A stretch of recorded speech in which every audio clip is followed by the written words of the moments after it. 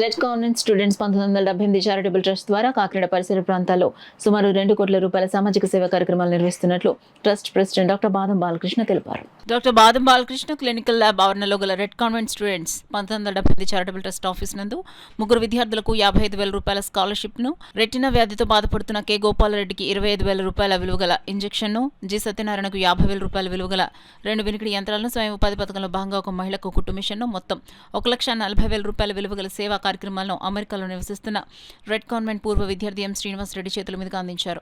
ఈ సందర్భంగా డాక్టర్ బాలకృష్ణ మాట్లాడుతూ గత 8 సంవత్సరాలుగా ఈ ట్రస్ట్ ద్వారా కొన్ని వేల మందికి విద్యా, వైద్యం, స్వయం ఉపాధి మొదలైన అంశాల్లో సహాయం అందించామని, ఈ కార్యక్రమాలకు సహకరిస్తున్న రెడ్ కాన్వెంట్ పూర్వ విద్యార్థులందరికీ కృతజ్ఞతలు తెలియజేశారు. ఈ కార్యక్రమంలో ట్రస్ట్ ట్రెజరర్ దివ్యార్ జగన్నాథరావు, రెడ్న రమణమూర్తి, సీమకుర్తి పాపారావు, రాముడు సురేష్ కుమార్, శ్రీరామ్ కుమార్, లలిత కుమార్, డాక్టర్ శేషగిరి, వివి రాయ్ చరణ్, అన్నపూర్ణ సరళ తదితరులు పాల్గొన్నారు. ప్రముఖ సాఫ్ట్వేర్ ఇంజనీర్ మాన్కోట శ్రీనివాస్ రెడ్డి గారి చేతుల మీదుగా ఇవ్వడం జరిగింది. మరి గత 8 ఏళ్లుగా red convent students 1978 charitable trust ద్వారా అనేక వేల మందికి కార్యక్రమాలు చేస్తున్నాం.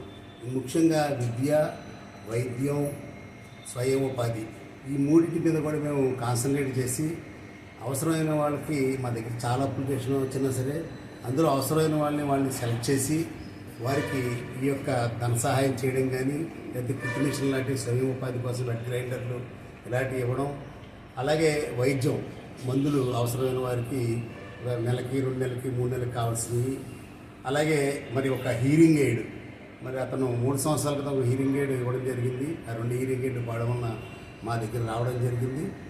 అలాగే మరి కంటికి సంబంధించి రెటీనా వ్యాధితో బాధపడుతున్న ప్రతి 3 నెలలకి రెడ్డి గారు ఒక ఆయన ఉన్నారు, ఆయన ప్రతి 3 నెలలకు ఇంజక్షన్ చేయాలి.